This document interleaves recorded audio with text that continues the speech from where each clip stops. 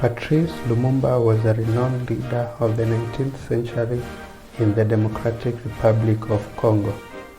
He was famous for his support for Pan-African values that later made him become the first Prime Minister.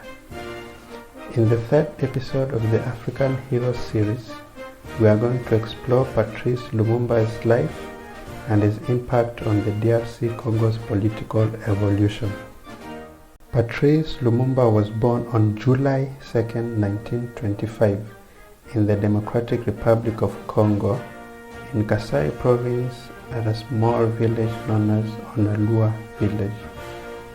He was born in a family that belonged to the Batetela ethnic group, which is among the minority ethnic groups in the DRC Congo.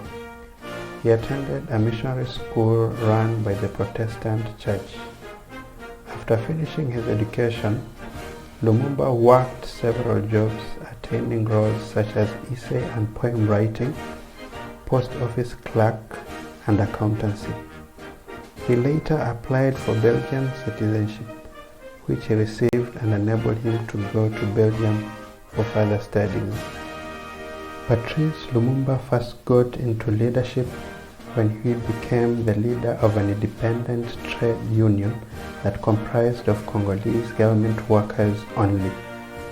Later on, he founded the Congolese National Movement Party together with other Congolese leaders who had similar Pan-African goals.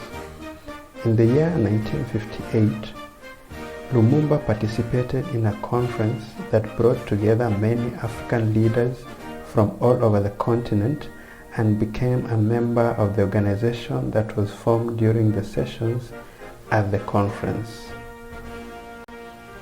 As one of the leaders of the Congolese National Movement Party, the Belgian government saw Lumumba as a threat.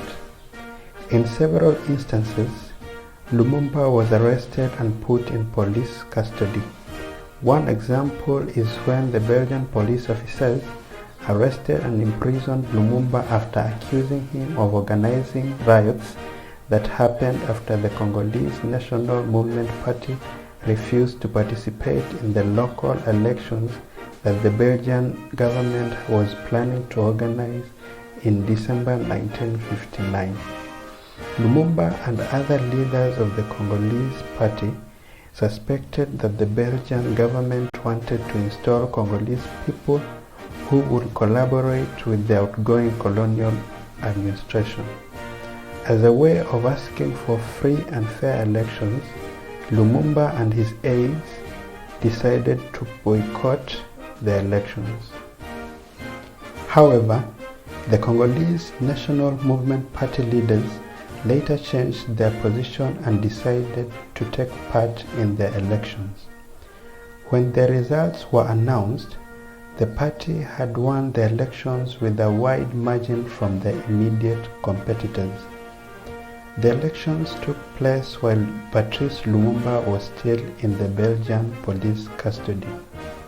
The Belgian government organized a conference in Brussels in which they invited the political leaders from the DRC Congo to discuss the imminent political reforms in their country. However, the other leaders of the Congolese National Movement Party refused to participate in the conference and demanded the release of Patrice Lumumba from prison. Consequently, Patrice Lumumba was released and he was able to participate in the Brussels conference.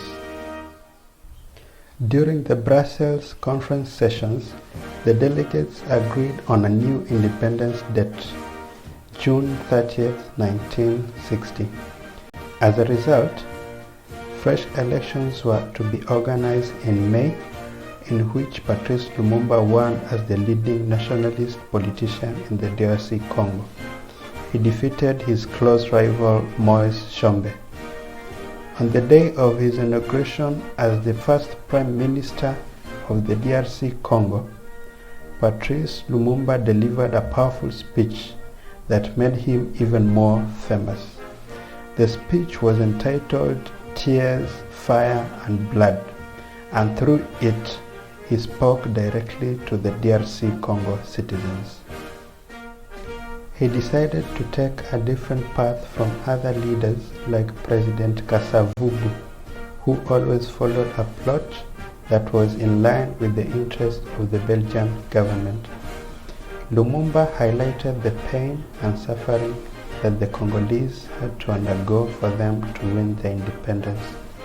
He urged the DRC Congo citizens not to forget the price they had to pay since their wounds were still fresh, that they could not afford to forget the struggles they had to go through. He talked about the political and human rights injustices that the Belgian government imposed on the Congolese. Moreover, he mentioned how the colonialists exploited Congo's natural resources while the common Congolese citizen never benefited from the proceeds. The representatives of the Belgian government present during Lumumba's inauguration ceremony did not like Patrice Lumumba's speech.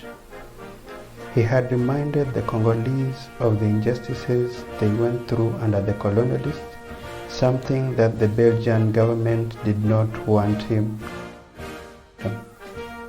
They had expected him to follow their script, but to their surprise, Patrice Lumumba decided to choose a different approach. The speech resonated with the other African leaders present. They applauded Lumumba for his bravery and confidence to make such remarks in the presence of diplomats from the Belgian colonial government. Lumumba had chosen to deny the outgoing colonial masters from taking control of the DRC Congo's economy, something that the Belgians had plotted to do, which is why they wanted a prime minister who would put their interests first. As a result, the colonial government saw Lumumba as a threat to their plans. They realized they would not be able to continue benefiting from the DRC Congo's rich mineral reserves. Patrice Lumumba's heroic acts encouraged other African countries to fight for their independence from the French and British colonial masters. Africans had risen and spoke against the white dominion in their countries. Patrice Lumumba was the source of inspiration to these leaders, who now yearned for freedom devoid of control from the Western superpowers. In the short period that he served as Prime Minister, Patrice Lumumba always put the interests of the Congolese first. He always emphasized that he would ensure that the DRC Congo citizens got a fair share of the financial proceeds from the mining activities and the exploitation of other natural resources within their country.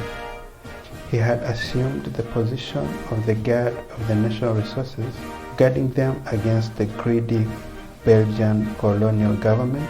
However, his declaration to always put the interests of the DRC Congo people first attracted opposition from both the Belgian government and their local supporters such as Moise Tshombe and President Kasavubu. They realized that under Patrice Lumumba's leadership, they would lose so much in terms of the benefits they were getting from the exploitation of the DRC Congo's natural resources and minerals. Moise Tshombe's first step in fighting Lumumba's leadership was claiming the leadership of the Katanga region, which was rich in minerals. Furthermore, Tshombe received support from the Belgian government and other mining companies from the West. They provided Tshombe with financial resources and important information which boosted his military capability against Prime Minister Patrice Lumumba. This move aimed at compromising Patrice Lumumba's efforts of taking back control over the Katanga province, which was a significant source of income to Lumumba's government. They planned to sabotage Lumumba economically and later proceed to remove him from the government. Lumumba sought help from several international organizations such as the United Nations, which were reluctant to help him fight his political enemies. President Kasavubu later unlawfully dismissed Lumumba from his prime minister position. President Kasavubu, together with his political supporter Moise Tshombe and the representatives from the Belgian government, put Patrice Lumumba under house arrest, during which they tortured him severely. The torture culminated into his brutal execution, in which he was killed alongside his two close political supporters through a firing squad. Their bodies were brutally mutilated and dissolved in acid, denying them an honorable burial which they deserved. From his heroic acts in opposing oppression, exploitation, and other injustices, it is evident that Patrice Lumumba was a great leader who put his country first. He is a true African hero.